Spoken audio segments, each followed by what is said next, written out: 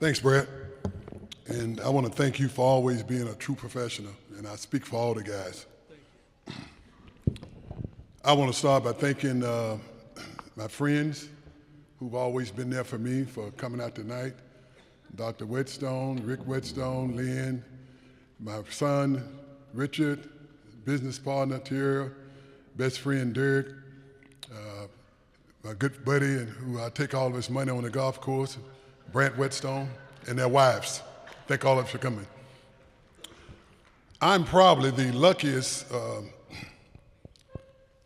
athlete to ever step on Texas soil. And I say that because, growing up in Tennessee on a farm where we didn't have any professional teams in Tennessee, no sports heroes to look up to, it was very tough for my friends and I. And I'll never forget, one day, the principal of my junior high school called the biggest athletes at the school in one day and said, hey, I'm selling my vehicle and buying a van where you all can compete with other communities. That was special to us because none of us had ever played organized sports. And that's when I first got interested in sports. And then for my brother-in-law, James Matthews, married my oldest sister at a time when I was in high school, and I made All-American in baseball and basketball. And he looked at me one day and said, you need to transfer from the country to the city and live with me and play football. You're a football player. I said, football? I don't even know the rules of football. He said, well, that's what your brother and I are going to teach you this summer. But I took him up on it. I lost my father my senior year in high school. I was going to attend Arizona State and play both baseball and basketball, following into the baseball player Reggie Jackson footsteps. But my brother-in-law said, you need to go to Tennessee State where you can check on your mom. And my mom lived 2 hours from Tennessee State, and my mom didn't even know how to drive. She did everything with my dad. So I went to Tennessee State. I decided I was going to play football and basketball the first year, and if I didn't like football, I would drop it and play baseball and basketball. First day at practice, walked into the equipment room, and the equipment manager gave me the longest pair of pants he had, which hit me above my knees. He said, stay out of contact drills. We're going to have your pair made. So I walk on the field, and one of my teammates looked at me and did a double take and said, you're too tall for football. And that's how I got the nickname Too Tall. But Tennessee State was perhaps the best decision I could have ever made if I was going to play football. Because during that time, you had a number of colleges that had great athletes. And if I had attended one of those Division I schools, I would have been another number.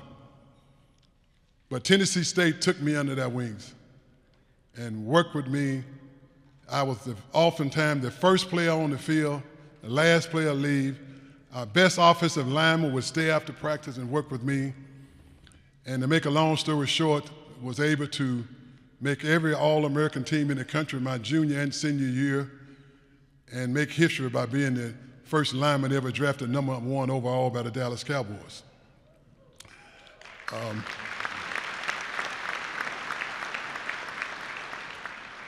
Lucky again because growing up, the only teams we got on TV in that little small town was the Dallas Cowboys and the St. Louis Cardinals, which is the Arizona Cardinals now. Well, we got the Dallas Cowboys the majority of the time because they were winning. So I was a Cowboy fan. First player walked up to me to congratulate me was Bob Lilly. Bob Lilly walked up to me and said, hey, congratulations to Dallas. You're going to love it here. And we love the fact that you're here with us. He said, and by the way, I want you and Harvey Martin to sit next to me in meetings. Every day I'm going to teach you how to pick out an opponent's strengths and weaknesses. So the first meeting, I'm sitting on his right. Harvey walked in late, sit down on his left. Bob set a cup down on the right side. I'm there with my socks on and sweatsuits. Bob chewed tobacco. And he wasn't accurate with that cup. So I said, well, this won't happen again. Harvey Martin was never late for anything, but he always walked in last. So I made sure I beat him in and set the Bob left every day. The amazing thing about that, though, is you take that doomsday one, who I had the opportunity to play with, Bob Lilly, Larry Cole, Jethro Pugh, all those guys took Randy White, Harvey Martin, myself under their wings, knowing we were there to take their jobs. And to me, that was absolutely amazing. But that's the kind of characters that Tom Landry drafted. Guys with good leadership. And I don't care what you do, whether it's sports or any business, if you don't have good leadership, you will never accomplish what you're capable of accomplishing. We handle a lot of things that the coach didn't have to worry about. We dropped a couple of games in a row that we shouldn't have lost. Hollywood Henderson making a lot of noise running around the locker room. Randy White walked up to him and said, hey, man, you need to chill and watch some film and study your playbook.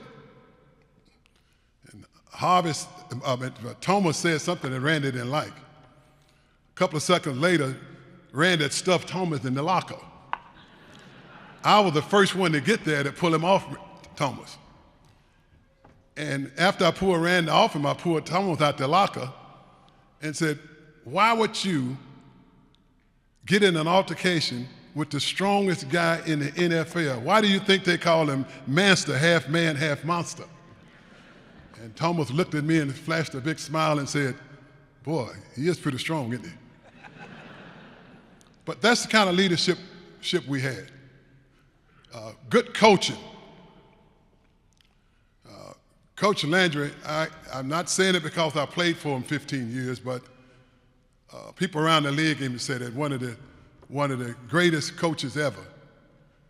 And I justify that, saying that by the fact that Coach Landry programmed all of his defensive line coaches, well, every position on defense, every position on offense, they programmed us. And the thing that players appreciate more than anything is when they know they are mentally and physically prepared. That way you will go out and give 110% every time and you're going to win more than you're going to lose. He was also a father figure for all of us. We weren't just football players. He loved us like he loved his kids. And he said something one day that stuck with me one off season. The Cowboys have always been good about giving back to the community. And we were getting ready to go to West Texas to play a charity basketball game. So we met at the practice facility to take a bus. Coach Landry was there riding his bike, exercising. He looked at me and said, what are you guys doing? I said, we getting ready to go down to West Texas to play a charity basketball game. He said, make sure you win. I said, oh no, we playing police officers, fire department. He said, remember something. Any game that's worth playing is worth winning. And I slept on that. It's like, if you're going to do something, why not give it your best? And to this day, I apply that to everything I do. Winning the Super Bowl for Dallas was a dream come true. We'd worked very hard all year long, and we were a very young team. I'll never forget when we played the Chicago Bears. We led the game 10-3 the entire game. 2 minutes to go, they scored. I blocked the extra point. We beat them 10-9. That was a wild card game. We go to Minnesota, the Purple Peep Eaters. Wind shear 9 below. Warm weather team. We beat them with the Hail Mary. Roger Staubach to Drew Pearson. Now we go to LA. 17 points underdogs. And Coach Landry called us into the meeting and said, guys, that's embarrassing. That's an insult. You all put on your uniform just like they do. 17 points underdogs. Back when they had Deacon Jones, Merlin Olsen, Shaq Harris. He said, if you don't ever listen to me again, listen to me this week. We can beat this team. We did. We beat them 37-10, I believe. That's how I got this ring here. This, to me, is worth its weight in gold. I want to congratulate all the inductees here tonight. I am so honored. I feel so blessed. I'm not one to ever get excited about things. But when I got that phone call, let me know that I would be inducted into the Texas Hall of Fame. Don't ask me what I was doing 1 minute before or what I was doing 1 minute after. I was so excited.